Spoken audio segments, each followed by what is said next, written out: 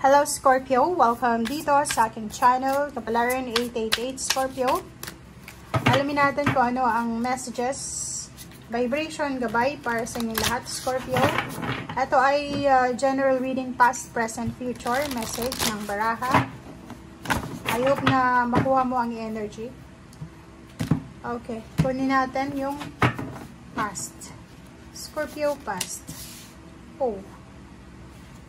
The World card,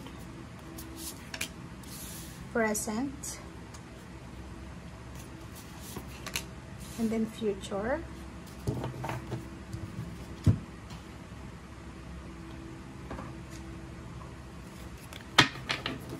Ano ba ang guidance?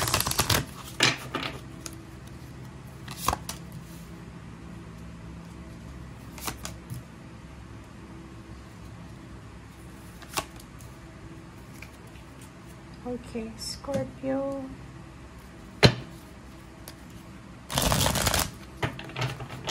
Oops, sorry. Kunin natin dito. Oh, Ace of Cups. Ang galing. Okay, guys. So, simulan natin dito sa past mo. The World card. The World card, sinasabi ng baraha sa'yo dito na may ibang Scorpio sa inyo na marami kayong na-accomplish sa nakaraan. May siguro kung babalikan nyo siguro yung nakaraan, hindi naman lahat ng nangyari sa'yo sa nakaraan is mistakes, errors, or mga disappointments. Kasi may success din na nangyari, 'di ba? May panahon din na naging masaya ka, may na-accomplish ka, may nakuha ka naman na freedom, may may achievements and accomplishment ka naman from your past, 'di ba? So, dito sa The World card na to, sinasabi na mix yung nangyari sa'yo sa nakaraan. Like, maraming nangyari. Like, may new beginnings, may endings, may nawala, mayroong dumating, may na-disappoint, pero may masaya din. So, yun. And, reverse. Reverse na 31. So, nakikita natin, diba? Ito yung sinasabi ng baraha sa'yo sa past. Maraming nangyari na hindi mo gusto, lalo na sa pera. Pero, hindi naman lahat doon natapos. Diba? May mga, like yung past mo, sabihin na natin na struggling din yun, yung past mo.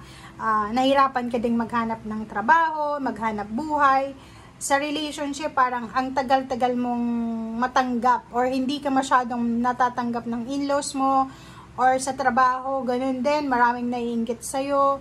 Magaling ka, pero ang nangyayari dito, kaya hindi ka masyadong nagtatagal sa trabaho mo sa nakaraan, dahil maraming naiinggit sa'yo. Palagi kang nagkakaroon ng pwedeng kasagutan, misunderstanding, or kung ano pa man. Okay? And next is, dito naman sa present mo, is Queen of Swords.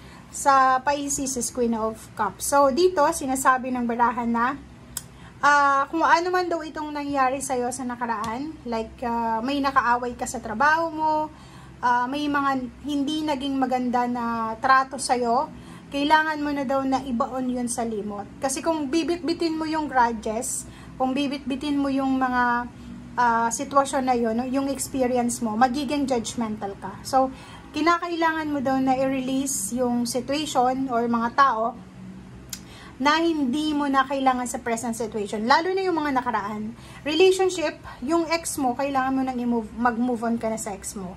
Yung mga taong nanakit sa'yo, yung mga issues, kailangan mo na daw kalimutan. Okay? And i-enjoy mo kung ano yung nangyayari sa'yo sa ngayon. Mahirap man ito, pero hanapan mo pa rin ang pagkakataon or hanapan mo pa rin ang rason kung paano ka maging masaya. Okay? So, sa kasalukuyan, focus ka sa career mo or focus ka sa paghahanap buhay. Okay? Okay, reverse. Bakit reverse? Okay, reverse na 32. Magkasunod siya. Dito, sinasabi, ang ganda nito. Sa current situation mo, sinasabi sa'yo, ito yung advice sa'yo, ang guidance ng baraha, na kailangan mong alisin yung mga takot mo, yung mga what if. Bakit palagi kang natatakot? Natatakot ka na mawala ng relationship, natatakot kang mag-isa, iwanan, silosa ka ba, or yung relationship mo or karelasyon mo ang siloso. So, parang nakikita natin dito, masyado kang nag-struggle sa relationship. Kasi, parang stagnant yung relationship mo, or pwedeng masyado kang in love, or masyado kang nagtitiwala sa relationship mo. So, parang ganun. And yung future mo dito is Knight of Pentacles. Dito sa future mo, sinasabi na posibleng may magkaroon ng bagong relationship dito, bagong trabaho, or pwedeng may makikilala ka, babae ka man or lalaki, na pwedeng makatulong sa'yo na makahanap ka ng trabaho. Pwedeng makatulong sa'yo na umunlad yung buhay mo financial, kasi pwedeng mag-offer siya sa'yo ng love, at the same time relationship, at the same time money.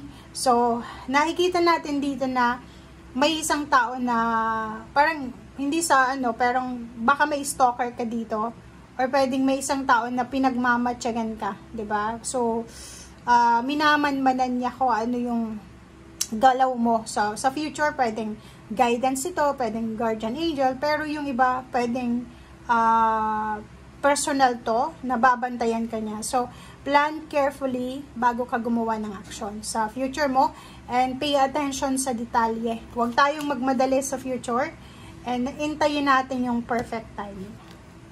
And reverse din, sinasabi ng number 18 na to, na ganun din, sinasabi sa'yo na facts to diba? So, reverse na facts, sinasabi dyan na, yun, mag-iingat tayo dahil pwedeng karelasyon mo yan sa future, mas lalo siyang magiging seloso-selosa.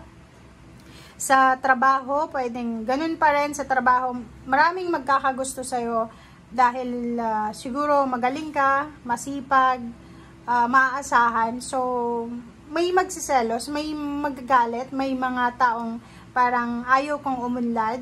So, kahit sa present, past, future, ganun-ganun pa rin yung mga taong may encounter mo. And the Ace of Cups, kailangan mo lang daw na kalmahin ang iyong emosyon. Kasi nasa energy mo yan hindi mo maaalis na kainggitan ka, kasi magaling ka makisama, magaling ka sa trabaho. So, siguro yung mga tamad mong katrabaho, yung mga taong inggit sa'yo, kasi hindi nila magawa yung ginagawa mo, ay sila yung pwedeng magalit sa'yo, o paano pa man. So, etong Ace of Cups na to, is sinasabi sa'yo na manatiling kalmado, manatili kang ground or grounded, okay? And iwasan mo yung pakikipagsagutan sa mga tao sa paligid mo. Iwasan mo din yung pagbabalik tanaw, 'di ba? Yung paulit-ulit na pagre-reminisce natin, pagro-romanticize natin sa nakaraan. Pag tapos na yung nangyari, let go mo na. Yun ngayon sabi sa'yo dito sa present, i-release mo na yung situation or tao na hindi mo na kailangan. Okay? And manatiling kalmado, yun yung advice sa'yo. Kalmado ka lang, and prioritize your own happiness. Thank you guys. Bye!